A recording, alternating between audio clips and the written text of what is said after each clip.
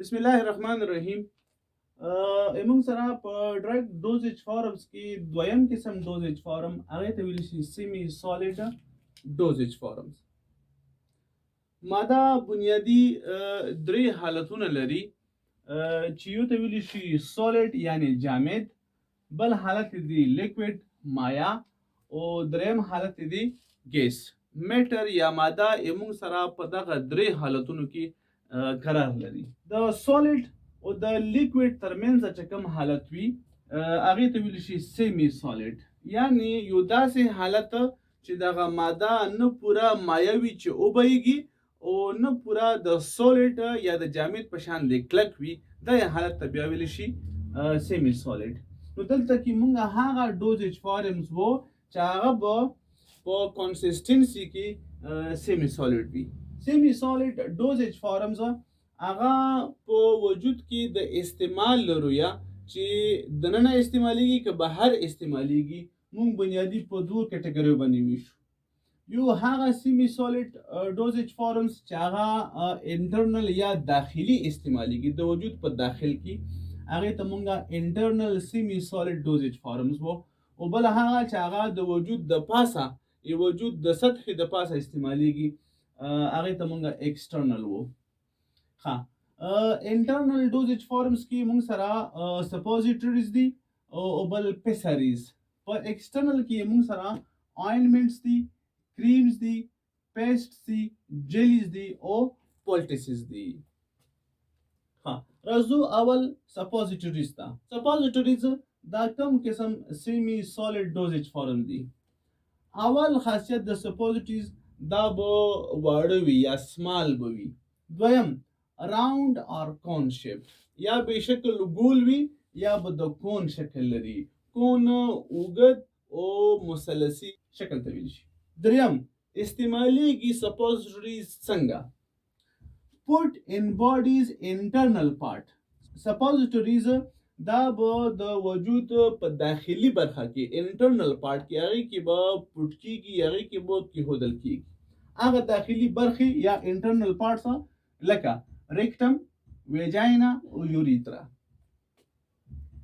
ها کله چې دغه سپوزیټریز په دې دریو کې په یو کې کېښودل شوه، هغې نه وروسته it melts، دا به ویلې کېږي and releases drugs. او په دغه ساحه کې په دغه ریجن کې به هغه کوم ډرګ چې په دغه میډیسن کې دی، په دغه سپوزیټري کې دی، هلته کې به هغې نه هغه ډرګ ریلیز کېږي. انټرنل سیمی سالیډ ډوزیج فارمز کې موږ سره دویم قسم ډوزیج فارم هغې ته ویلی شي پیسري. پیسري موږ څنګه ډیفاین کوو؟ It is a prosthetic device. اولین خبره دا ده چې پیسري دا به یو پروستیټیک یا مصنوعي ډیوایس یا آله به وي. دویم استعمالیږي څنګه؟ یوز څنګه دی؟ انسرټډ انټو د ویجاینا، یعنی پیسري دا به استعمالیږي یوازې انټرا ویجاینلی، د ویجاینا په داخل کې. نو ویجاینا ته به دا پیسري داخلیږي. بیا وظیفه یې څه ده؟ to support چې تکیه کی د internal structures، هغه داخلي چې کوم structure دي چې هغې ته سپورټ ورکړي، هغه په خپل ځای کې په خپلو ځایونو باندې وساتي. لکه موږ یو مثال ورکولی شو، په بعضې زنانو کې ویجاینل پرولیپس رامنځته کېږي چې ویجاینا د ویجاینل اورفس یا اوپننګ یا سروي د لارې بهر ته راوځي، هغې ته موږ ویجاینل پرولیپس وو. دا چې ویجاینا په داخل کې او په خپل ځای باندې وساتي، موږ هغې ته یو پیسري انسرټ کوو چې دغه انټرنل ارګن چې موږ ورته ویجاینا وو چې دغه په خپل ځای باندې وساتي. سیمی سالیډ ډوزیج فارمز کې موږ سره دویم قسم ډوزیج فارم هغه دی ایکسټرنل سیمی سالیډ ډوزیج فارمز. په ایکسټرنل کې موږ سره اول قسم ډوزیج فارم هغه دی آینمنټس. آینمنټس یا چې ورته په عام اصطلاح کې ملهمونه ویل کېږي. آینمنټس دې به خواص څه وي؟ اوله خبره په آینمنټس کې دا ده چې دا آیل بیسډ پریپریشنز وي. ها آیل بیسډ پریپریشن باندې د پوهېدو نه مخکې مونږ راځو میډیسن ته. میډیسن مونږ په دې پوهیږو چې هغه بنیادي د دوو شیانو امتزاج یا یوځای کېدل وي چې هغې کې یو څیز ډرګ دی چې مونږ ورته API یا اکټیو فارماسوټیکل انګریډینټ وو، او دویم څیز اکسیپینټ دی. د ډوزیج فارم په حوالې سره اکسیپینټس په مختلفو نومونو باندې یادېږي. کله چې ډوزیج فارم هغه لیکویډ وي نو اکسیپینټ ته عام اصطلاح د ویهیکل استعمالیږي. کله چې ډوزیج فارم هغه سالډ وي نو موږ همدغه د اکسیپینټ اصطلاح استعمالو، او کله چې ډوزیج فارم هغه سیمی سالډ وي نو په هغه وخت کې اکسیپینټ ته د بیس اصطلاح استعمالیږي. لکه دلته چې استعمال شوي ده چې آینمنټس دا آیل بیسډ پریپریشنز دي، یعنی آینمنټس په دې کې به د ډرګ نه علاوه چې کوم اکسیپینټ دی یا بیس دی هغه به آیلز وي. او دا خبره په یاد ساتل پکار ده چې په آینمنټس کې د آیل یا د بیس یغې تناسب هغه ډیر زیات وي. آینمنټس یوزډ ټاپیکلی، دا به ټاپیکلی استعمالیږي. د ټاپیکل استعمال دا بنیادی په دوو ساحو کې استعمال ته دا اصطلاح شامله ده. اول چې د سکین د پاسه استعمال شي یا ولګول شي دغه ته موږ ټاپیکل استعمال وو، او دویم چې کله د میوکس ممبرین د پاسه استعمال شي. لکه فار ایگزامپل موږ د خولې چې کوم داخلي لایننګ دی یا سرفیس دی هغه میوکس ممبرین دی، داسې د انسانانو د پوزې چې کوم داخلي لایننګ دی هغه هم میوکس ممبرین دی، او په زنانو کې د ویجاینا چې کوم انټرنل لایننګ دی یا سرفیس دی هغه هم میوکس ممبرین دی. نو په سکین د پاسه او د میوکس ممبرین د پاسه چې یو دوا یا ډرګ ولګول شي اپلای شي دغه ته ټاپیکل یوز وي. نو آینمنټس دا به ټاپیکلی استعمالیږي. دویم قسم ایکسټرنل سیمی سولید ډوزیج فارم هغه دی کریمز. کریمز عام د کریمونو په نوم باندې مشهور دي.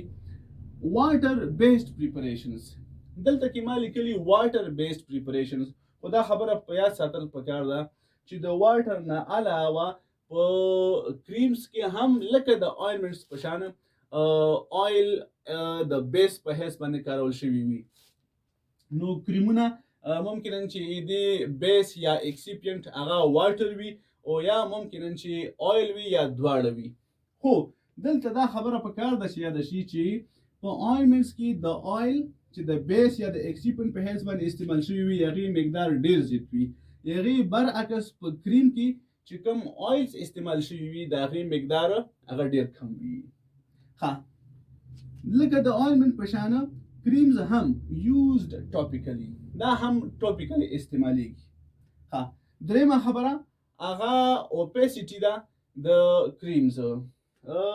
آینمنټس ته که موږ وګورو نو هغه تین وي، یو نسبتا لوسنټ وي یا ډنسیټي کمه وي. خو که موږ کریمونو ته وګورو نو هغه اوپیک وي، یعنی دې نه سن لایټ نه تیریږي. دریم قسم external semi-solid dosage form هغه دی پیسټس. پیسټس دا mixture of more than one semi-solid preparation. د یو نه زیاته semi-solid preparations خپلو کې یوز شوي وي او یو ډوزیج فارم ته نه جوړ شوي وي چې هغې ته موږ پیسټس وو. پیسټ ټیپیکل مثال هغه ټوت پیسټ دی چې د ټوت برش باندې لګول کېږي او د هغې په واسطه باندې غاښونه صفا کېږي. څلورم ایکسټرنل سیمی سالډ ډوزیج فارمز کې موږ سره د جلیز. جلیز لایک آینمنټس، د آینمنټ په شان دي بټ وذ مور سالډز. د آینمنټ سره فرق په څه کې دی چې په دې کې به سالډ هغه ډیر وي نسبته آینمنټس ته. موږ مخکې وی چې آینمنټس هغه نسبتا لوسنټ وي، ډنسیټي کمه وي، ځکه چې په هغې کې آیل زیات وي او نور چې کوم سولډ وي هغه پکې کم وي. خو په جلیز کې آیل کم وي او سولډ پکې ډیر زیات وي، ځکه دا هغه ډیر ټینګ وي. دې ښه مثال موږ سره هیر جلز یا جلز دي چې هغه د ویښتو مختلف ډیزاینونو لپاره استعمالي. پنځم ایکسټرنل سیمی سالډ ډوزیج فارم هغه د پولټس. پولټس دا سافت ویسکس پیسټي پریپریشنز دي. سافت نه مراد چې دا به نرم وي، ویسکس نه مراد دا به ټینګ وي، او پیسټي د پیسټ لایک پریپریشنز دي. پولټس یوزډ ایکسټرنلی دا به یوازې بهر استعمالیږي، یعنی یوز ټاپیکل دی خو په ټاپیکل کې یوازې دغه یو برخه چې هغه د سکین د پاسه ده، یعنی دا د میوکس ممبرین د پاسه نه استعمالیږي، یوازې د سکین د پاسه لګول کیږي. پولټس دا انټي انفلیمیټری دی، د انفلیمیشن ضد دی. دا هغه ساحه چې هغه انفلیم ده، انفلیم پارت هغه ګرم ساتي. نو په دې طریقې سره تر یو څه حده پورې د درد په کمولو کې هم پولټس رول لري.